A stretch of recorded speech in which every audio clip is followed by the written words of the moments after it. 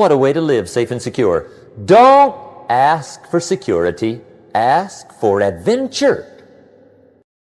Go where the pressure is to perform, to grow, to change, to read, to study, to develop new skills. I belong to a small group of people that conducts business around the world.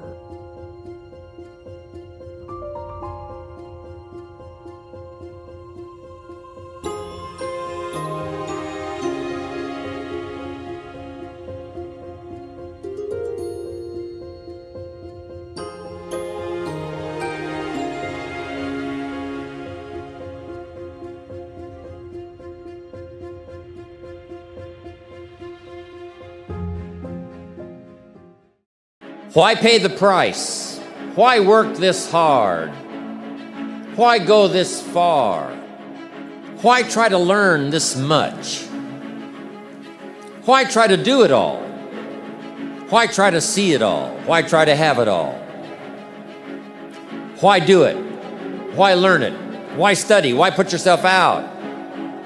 Why try to take on this much responsibility? Why develop yourself to the full? Why try to become all that you can possibly become?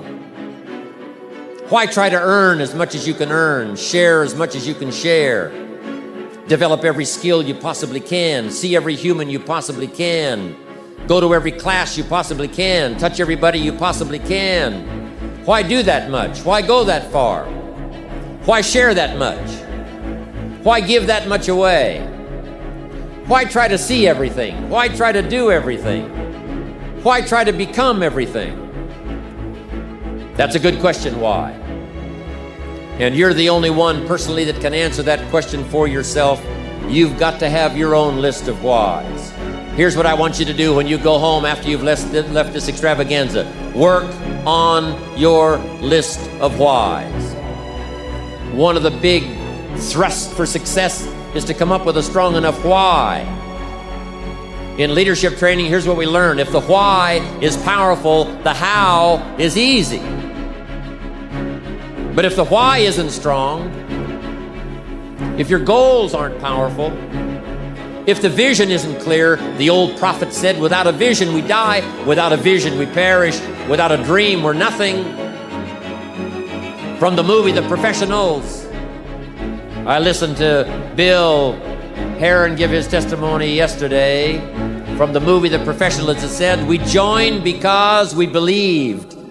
We stayed because we were committed. We left because we were disillusioned. But we came back because we were lost. Without a dream, we are nothing.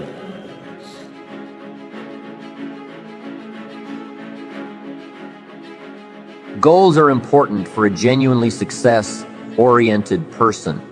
Without them, you're just playing around. The difference between a goal-directed individual and someone without goals is like the difference between a Wimbledon champion and a kid batting a tennis ball around on a court with no net. No opponent to bring out the best in him, and no way of keeping score. Despite everything that's been written about the importance of goal setting, very few people actually put it into practice. It's always amazed me the way the average person devotes more thought and effort to planning his or her 2-week vacation than to planning his life.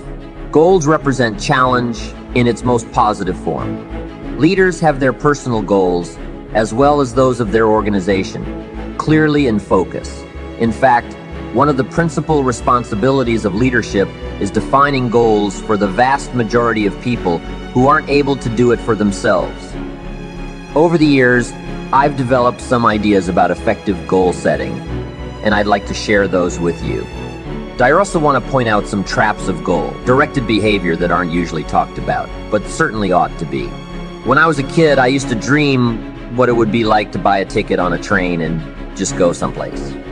I didn't really think about where I'd be going or how long it would take to get there. I just loved the idea of getting on the train and letting it take me someplace. I guess there's still something appealing about that idea, but it's not really the way you should live your life as a mature human being. When you grow up, you buy a ticket on a train or a plane because you want to go someplace and you know exactly where you're going. You may have to change planes in a different city.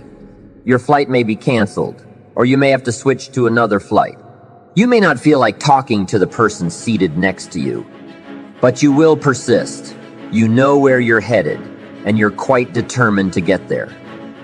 That's goal, directed behavior in its simplest form. There are short-term goals and long-term goals. Sometimes you're flying across the country. Other times, you're just walking down to the corner grocery store. Long-term goals are the equivalent of a major journey. When you reach the point where you've achieved your long-term goals, your life will be fundamentally changed, and the process of getting to that point will have transformed you into a stronger, wiser, and higher performing person. How can you identify your long-term goals? On a sheet of paper or in a notebook, write these 5 headings. 1. What do I want to do? 2. Who do I want to be? 3. What do I want to see? 4. What do I want to have? 5. Where do I want to go? Under each of these categories, write down several possible long-term goals. Be very relaxed about this. Just allow your mind to flow and come up with 3 to 6 ideas for each category. Don't worry about a lot of details at this point, and don't spend too much time describing a particular goal. For example, refer to category 1. Suppose you want to write a book about the history of your family going back to the arrival of your great-grandparents in the United States. Just quickly jot down family history. Then it occurs to you that you've always wanted to see the pyramids in Egypt, so you write pyramids. Keep writing down ideas as long as the list of categories continues to inspire you. You'll probably be surprised at some of the things that turn up. You may have kept a great many desires and aspirations hidden in the back of your mind, but the opportunity to write them down will move them to the forefront of your consciousness. That's one of the benefits of this technique. When you're satisfied with your list of long-term goals, read through the list once again. Then beside each item, write the number of years that you believe it will take you to achieve that particular goal. It's best to round off the numbers into 1 year, 3 year, 5 year, and 10-year time frames. For example, you may estimate that it will take you 10 years to research and write the book on your family history, but you'll need only 5 years to reach a position where you can take a trip to the pyramids. Create a time frame like this for every one of your long-term goals. When you're finished entering your time frames, there should be a fairly balanced distribution for all your goals. If there are many 1 and 3-year objectives, but only a few in the 10-year category, maybe you need to think more about what you really want your life to add up to.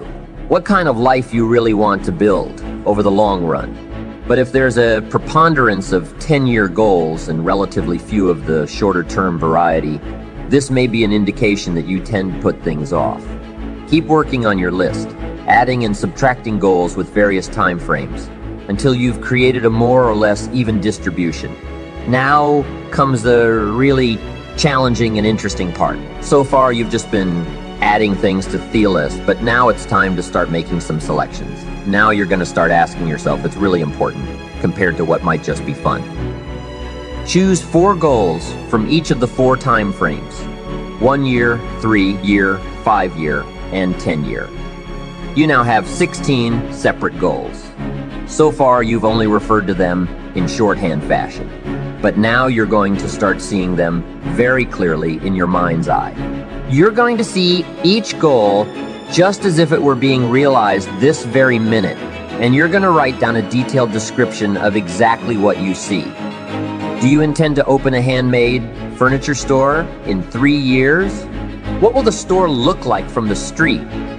Will there be gold leaf lettering on the windows, or will there be a sign hanging over the door instead? How many square feet will the store contain? Will there be a showroom area for the furniture in front and a workspace in back? Or will the furniture be built at a different location? Do you intend to have any employees? Or will you run the business entirely by yourself? Think of all the questions that need to be answered in order to see your goal with absolute clarity, and then write the information down. That written record will become one of your most important personal possessions. But that's not all. Any goal is a powerful motivator only if there's a powerful reason behind it. Why do you want to achieve your goals? Why do you want to own a handmade furniture store, or a private airplane, or a newspaper in a small town in Vermont? Why do you want to compete in a triathlon, or visit the Australian outback, or be the first woman in your family to earn a PhD? Write down your reasons for wanting each goal in the same degree of detail that you use to write your descriptions. If you can't find a clear and convincing reason for each of your 16 goals, do some serious reevaluating. You may have more whims or pipe dreams than real goals, and now is the right time to make that discovery. Keep working on your list until you have 16 clearly envisioned, strongly motivating long-term goals. At regular intervals, review what you've written and keep careful track of your progress toward these objectives. Above all, persevere.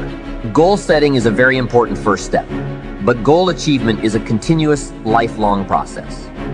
That's what makes it so challenging. That's also why it's so extremely rewarding to finally attain your long-term goals. Some people never will have much. They're too cautious. Now, you can also be too reckless, but you can also be too cautious. This is called the timid approach to life. And my caution was always the risk. Risk used to drive me right up the wall. I used to say, what if this happens? It's called the language of the poor. What if this happens? And on top of that, if this was to happen, look at the fix I'd be in. I better not try. I could always ace myself out. Then I'll tell you what changed my whole life when I finally discovered it's all risky. The minute you were born, it got risky. If you think trying is risky, wait till they hand you the bill for not trying. If you think investing is risky, wait till you get the tab for not investing. See, it's all risky. Getting married is risky. Having children is risky. Going into business is risky. Investing your money is risky. It's all risky. I'll tell you how risky life is. You're not going to get out alive. That's risky. The Englishman says, well, if that's the way it's going to work out, let's give it a go. Right, that's what it's for. Give it a go. Somebody says, yeah, but I'm looking for safety and security. Fine, then huddle in a corner. We'll cover you with a sheet, bring you 3 meals a day. And we'll protect you, feed you, look after you, care for you. We won't let anything happen to you. And you'll probably live to be 100. The guy said, well, yeah, I'd live to be 100. But what a way to live. Right. What a way to live safe and secure. Don't ask for security. Ask for adventure. Better to live 30 years full of adventure than 100 years safe in the corner. And see, it's not important how long you live. What's important is how you live. I have 2 rules for setting goals. By following these rules, you will achieve a great deal and become more than you ever could have imagined. Here's the first rule. Don't set your goals too low. In leadership training, we teach a similar guideline. Don't join an easy crowd. You won't grow. Go where the expectations are high. Go where the demands are high. Go where the pressure is to perform, to grow, to change, to read, to study, to develop new skills. I belong to a small group of people that conducts business around the world. You would not believe what we expect of each other in terms of excellence. Why? So that we can each grow. So that we can contribute something unprecedented to the benefit of the group. It's called living at the summit. Go where the demands are high. Go where the expectations are so strong that they motivate you, push you, urgently insist that you not remain in the same place. That way, you will grow and change. So don't set your goals too low. What about the guy who says, well, I don't need much? He is guaranteed not to become much.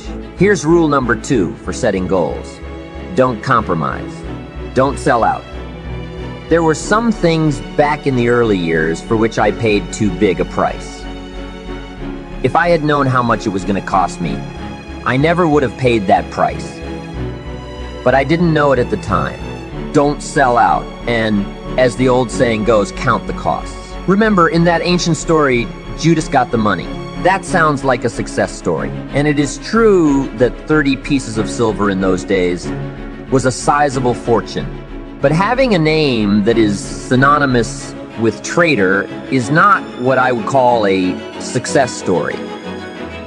Interestingly enough, when Judas got the money after becoming a traitor, he was unhappy. He wasn't unhappy with the money. He was unhappy with himself. You see, the greatest source of unhappiness doesn't come from the outside world. The greatest source of unhappiness comes from within. To alleviate his unhappiness, Judas tried to return the money, but no one would take it back. So he decided to just throw the money away. Why would he throw his fortune away? Because he was so unhappy with himself. Of course, that wasn't the end of the scenario. Throwing his fortune away did not change what Judas had become, a traitor. In total frustration, he hung himself. Why did Judas have such a tragic end? Because he was so unhappy with himself. He sold out. He paid too big a price. Don't compromise your values. Don't compromise your virtue. Don't compromise your philosophy. There are two words from ancient scripture you need to keep in mind. The first is beware. This is the negative word. Be aware of what you become in pursuit of what you want. Don't sell out. Indeed, if Judas were to advise us today, he would tell us to beware. The second word, behold, is the positive one. Behold the possibilities and the opportunity. Behold the drama. Behold the awesomeness. Behold the uniqueness. Behold the majesty. What a positive word, behold. Set the kind of goals that will transform your life. That will make you far better than you are, far stronger than you currently are. And you will behold